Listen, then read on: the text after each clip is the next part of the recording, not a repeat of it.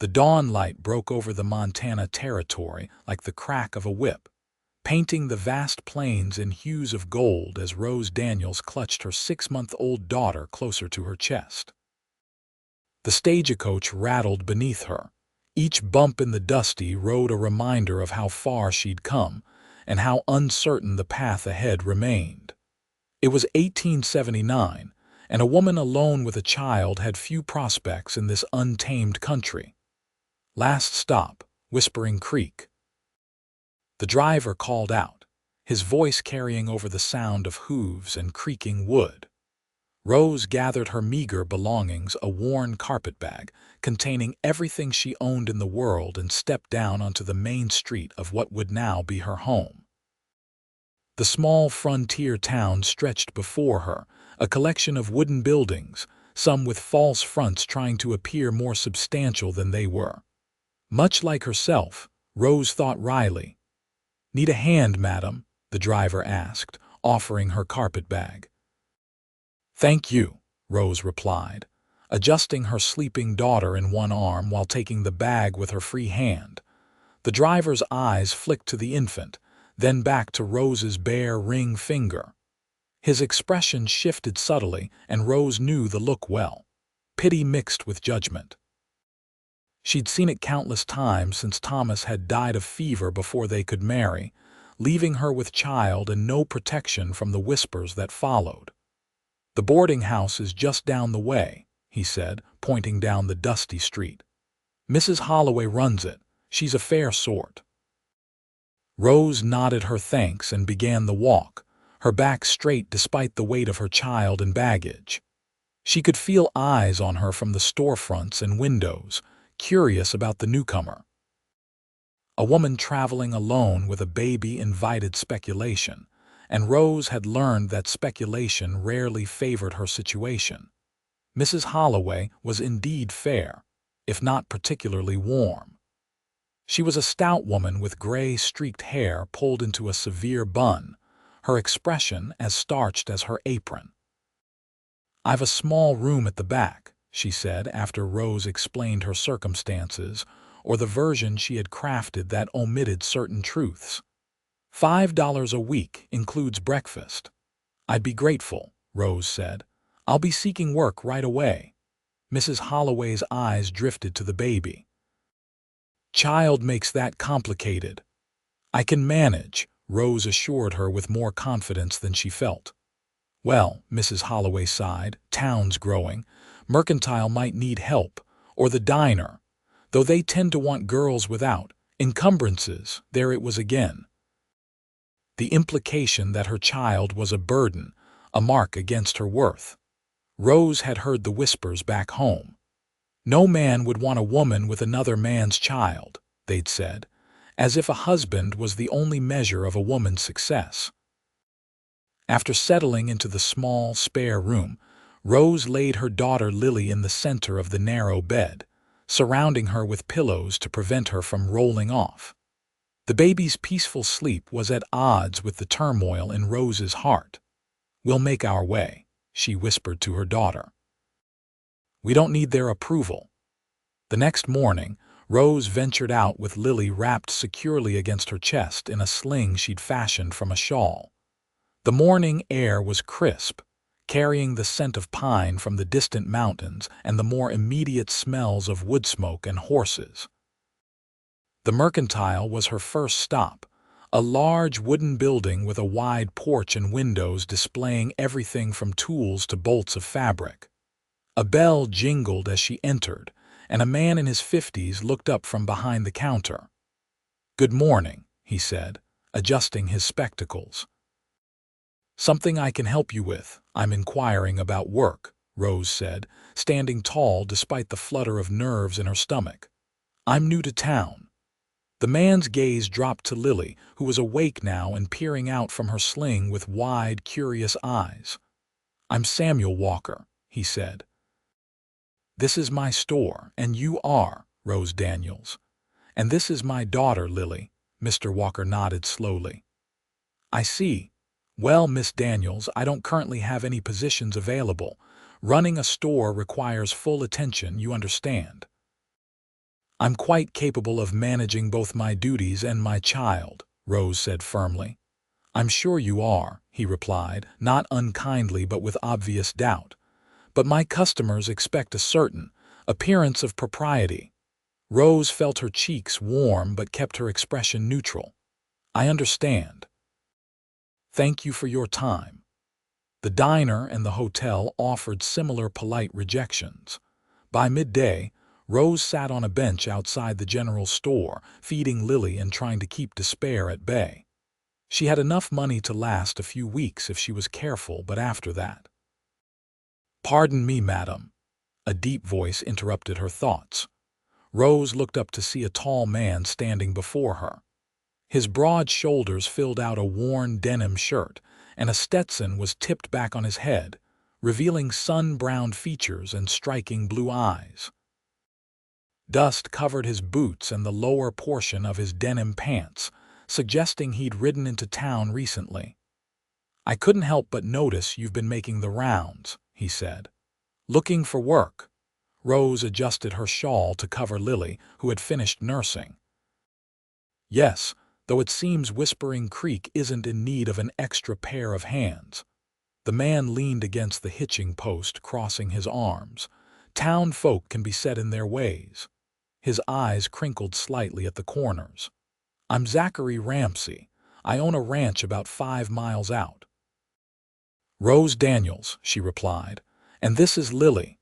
Zachary nodded at the baby. She's mighty pretty like her mama. Rose blinked, surprised by the compliment and the lack of judgment in his tone. My housekeeper, Mrs. Abernathy, is getting on in years, he continued. Been looking for someone to help with cooking and keeping the place in order. Pays fair, and there's a small cabin on the property where you'd have privacy. Rose studied him warily. She'd learned to be cautious of men offering solutions that seemed too convenient. Why offer me the position? You don't know anything about me. Zachary smiled, revealing a dimple in his left cheek. Mrs. Abernathy was watching from the diner window. Said you had honest eyes and looked like you knew hard work. That's good enough for me. Rose hesitated. A position on a remote ranch could be the opportunity she needed, or it could place her in an even more vulnerable position. There are 5 ranch hands who take their meals at the main house, Zachary added, seeming to sense her hesitation. Mrs. Abernathy would be there too. You wouldn't be alone. When would you need me to start? Rose asked, still uncertain but running out of options. I'm heading back tomorrow morning. You're welcome to ride along if you decide it suits you. After Zachary left, Rose returned to her room at the boarding house to consider his offer. It wasn't ideal, nothing about her situation was, but it offered shelter, income, and perhaps most importantly, distance from the judging eyes of town. The next morning, Rose found herself in Zachary's wagon, Lily secure in her arms, headed toward what she hoped would be a new beginning. The landscape opened up before them, a vast expanse of grassland punctuated by the occasional cluster of trees. Mountains rose in the distance, their peaks still capped with snow even in late spring. Beautiful country, Zachary said, following her gaze. Been here 5 years now. Came west after the war with nothing but determination and a bad case of nightmares. The war, Rose asked, intrigued despite herself. Served with the Union, Illinois 83rd Infantry. His eyes remained fixed on the horizon. Saw things no man should see, came west looking for quiet. Did you find it? Zachary's mouth quirked in a half-smile. Most days. The ranch appeared as they crested a gentle rise, a sprawling main house built of timber and stone, several outbuildings, corrals with horses, and in the distance, the dark shapes of cattle grazing. A wisp of smoke rose from the chimney, and a woman emerged onto the porch as they approached. That's Mrs. Abernathy, Zachary said. Fair warning, she speaks her mind. Mrs. Abernathy proved to be a tiny woman with iron-gray hair and enough energy to power a locomotive. She welcomed Rose with a thorough inspection, nodded approvingly at Lily, and immediately put Rose to work helping prepare the evening meal for the returning ranch hands. "Been telling Zach for months I need help," she said as she showed Rose around the large kitchen. "These old bones aren't what they used to be, and a man like him needs a proper household." "He's not married?" Rose asked before she could stop herself. Mrs. Abernathy gave her a knowing look. "No, though not for lack of interest from the ladies in town.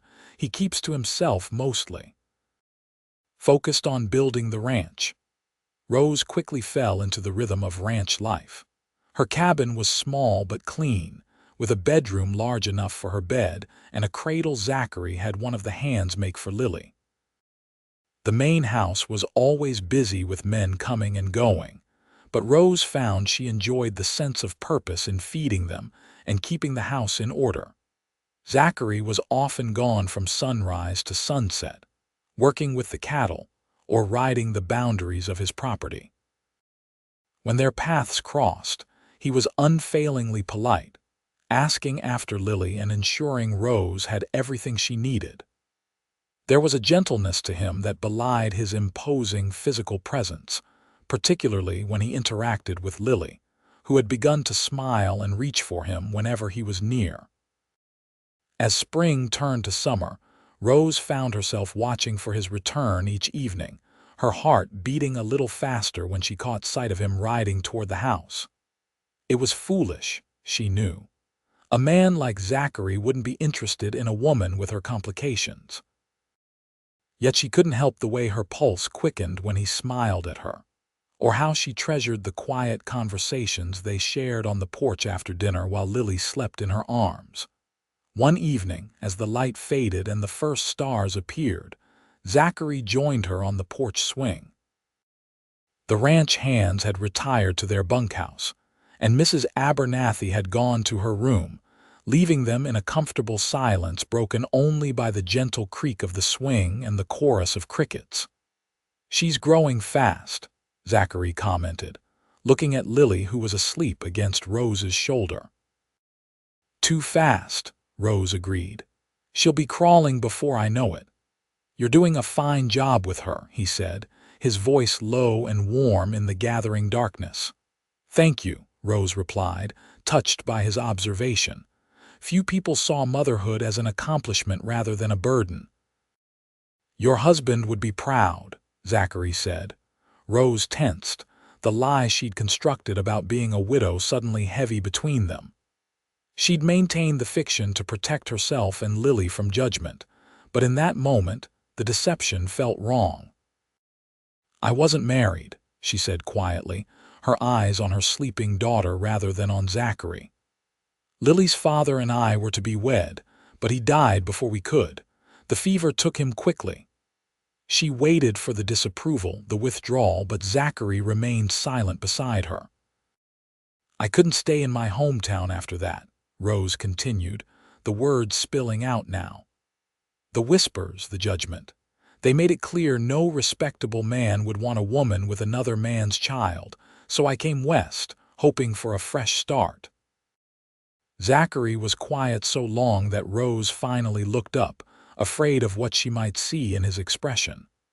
But his eyes held no condemnation, only a thoughtful intensity that made her breath catch. "People can be cruel," he said finally. "Especially when they're more concerned with appearances than what's in a person's heart." "And what do you see?" Rose asked, emboldened by the darkness and his gentle tone. "I see a woman of uncommon courage," Zachary said. "Someone who faces each day with dignity despite the hardships life has dealt her. I see a devoted mother and a person I've come to admire greatly." Rose felt tears prick her eyes at his words, more meaningful than any she'd heard in a long time. "Thank you," she whispered. "No need for thanks when I'm only speaking the truth," he replied. The moment stretched between them, filled with unspoken possibilities. Then Lily stirred against Rose's shoulder, breaking the spell. "I should put her to bed," Rose said, rising from the swing. Zachary stood as well, towering beside her in the darkness. "Good night, Rose," he said softly. "Good night, Zachary." As summer progressed, Rose found herself growing increasingly comfortable at the ranch. The work was hard but satisfying, and for the first time since Lily's birth, she felt truly at peace. Zachary continued to be a kind employer, and their evening conversations became a cherished part of her day. Then came the night everything changed. A summer storm had been building all day, the air thick with humidity and dark clouds gathering on the horizon. By evening, the wind was howling around the cabins, and rain lashed against the windows with frightening intensity. Rose had just settled Lily for the night when a particularly violent gust rattled the cabin structure, followed by an ominous cracking sound from above. Before she could react, part of the roof gave way, sending water cascading into the cabin. Rose grabbed Lily from her cradle and rushed to the door, but not before they were both soaked by the deluge. Clutching her screaming daughter, Rose ran through the downpour toward the main house. Zachary met her on the porch, having heard the commotion. "Are you hurt?" he demanded, ushering them inside. "No," Rose gasped, trying to soothe Lily, who was wailing in terror, "but the roof had collapsed." "Thank God you weren't injured," Zachary said, his face pale in the lamplight. "Mrs. Abernathy," he called to the housekeeper, who had appeared in her nightgown. "Can you fetch some dry clothes for Miss Daniels and the baby?" While Mrs. Abernathy bustled away, Zachary guided Rose to sit by the fire. His large hands were gentle as he draped a blanket around her shoulders, his eyes dark with concern. "You'll stay in the house tonight," he said. "There's a guest room upstairs that should be comfortable for you both." "Thank you," Rose said, still shivering despite the fire's warmth. Lily had quieted somewhat, her sobs reducing to hiccuping whimpers. Mrs. Abernathy returned with dry clothes, and Rose went to change herself and Lily. When she returned to the main room, Zachary was waiting with a cup of hot tea. "The storm's getting worse," he said, handing her the cup. "I've sent the men to secure the livestock. I'll check your cabin once it passes, but I suspect repairs will take some time." "I'm sorry to be such a bother," Rose said, warming her hands on the cup. "You're never a bother," Zachary replied, his voice low and serious. "I'm just grateful you weren't hurt." There was something in his expression that made Rose's heart beat faster, a tenderness that went beyond concern for an employee. For a moment, they simply looked at each other, the storm raging outside while something equally powerful stirred between them. The moment was broken by the return of the ranch hands, soaked and exhausted but reporting that the animals were secure. Zachary immediately turned his attention to their needs, and Rose took the opportunity to retreat to the guest room with Lily. The next morning dawned clear and bright, as if the storm had never happened. Rose woke to find Lily already awake beside her, gurgling happily. After dressing them both, she headed downstairs to find the house unusually quiet. Mrs. Abernathy was in the kitchen, kneading dough with vigorous movements. "Where is everyone?" Rose asked, settling Lily in a makeshift playpen Zachary had constructed months earlier. "Men are all out assessing damage," Mrs. Abernathy replied. "Your cabin took the worst of it, I'm afraid." "Zach says it'll need a new roof at the very least." Rose's heart sank. "How long will repairs take? Depends on the supplies and how many hands can be spared from ranch work." Mrs. Abernathy gave her a sly look. "Though I suspect Zach will make it a priority." "What do you mean?" Rose asked, feeling heat rise to her cheeks. The older woman chuckled. "I've known that boy for 5 years. Never seen him look at anyone the way he looks at you." Rose busied herself with the breakfast preparations, unwilling to discuss feelings she barely understood herself. Yet she couldn't deny the thrill that ran through her at Mrs. Abernathy's words. Zachary returned mid-morning, his expression grim as he confirmed what Mrs. Abernathy had already told her. "The cabin needs substantial repairs," he said.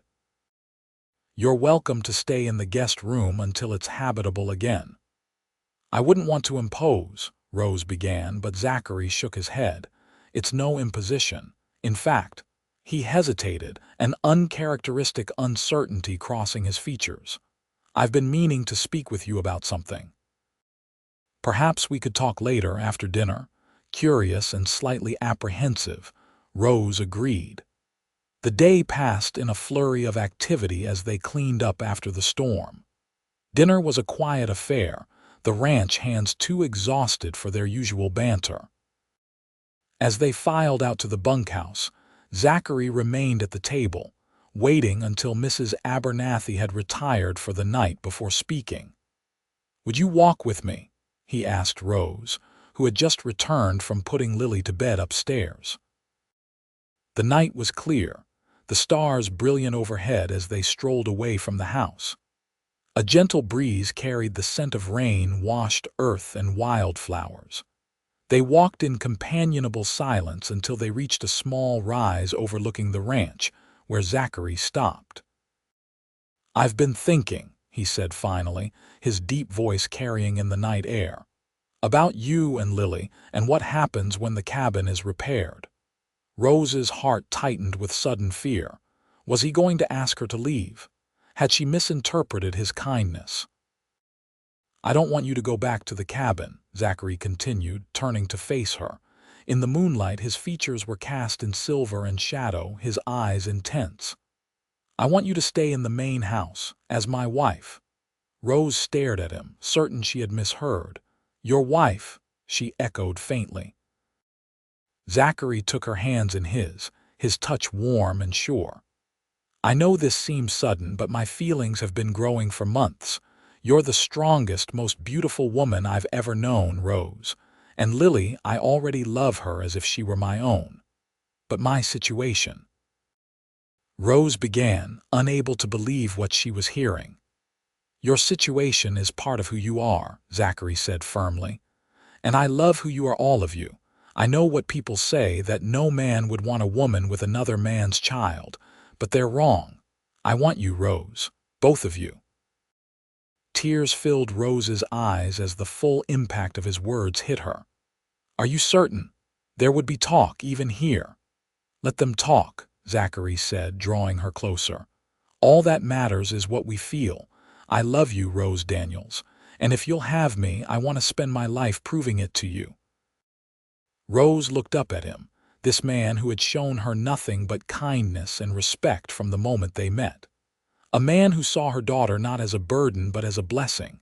A man who looked at her with love in his eyes despite knowing her past. "Yes," she whispered, her voice breaking with emotion. "Yes, I'll marry you." Zachary's face lit with joy, and he bent to press his lips to hers in a kiss that was both tender and passionate.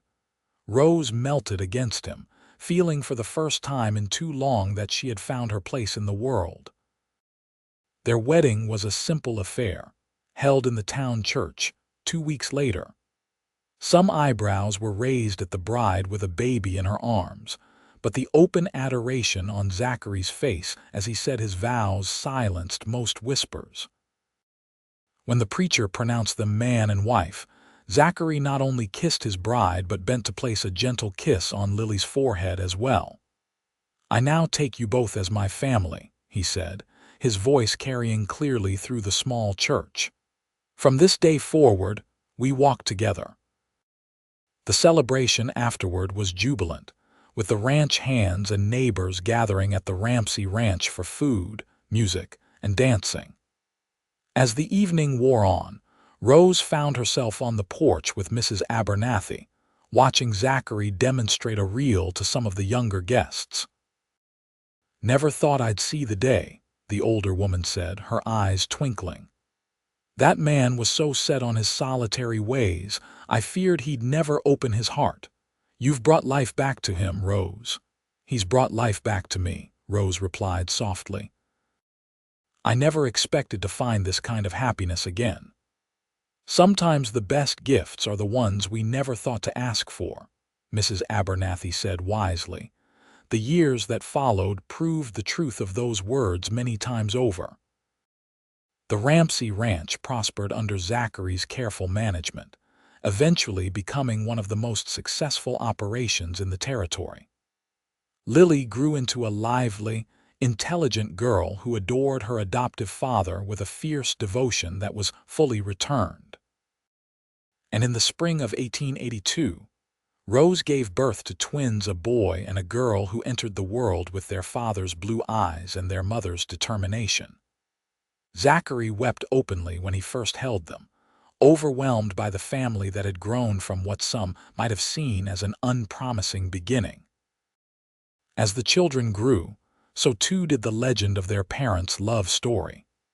In a time and place where convention often dictated destiny, Rose and Zachary had chosen a different path. They had created their own definition of family, one built on love rather than expectations. On their 10th anniversary, as they sat on the porch of their expanded home watching their children play in the yard, Zachary reached for Rose's hand. "You ever regret it?" he asked, his voice still carrying the same warmth that had first drawn her to him. "Taking a chance on a dusty rancher all those years ago." Rose leaned her head against his shoulder, contentment filling her as she watched 13-year-old Lily teach her younger siblings how to twirl a lasso. "Never," she said truthfully. "Not for a single moment." Zachary pressed a kiss to the top of her head, his arm tightening around her shoulders. "They said no man would want a woman with a babe," he mused. "But they didn't know what I know, that love isn't about finding the perfect person. It's about seeing the imperfect person perfectly." Rose smiled, turning her face up to his for a kiss that still held all the promise of their first. In a wild and unforgiving land, they had found in each other not just survival, but joy. And that, Rose knew, was the greatest triumph of all.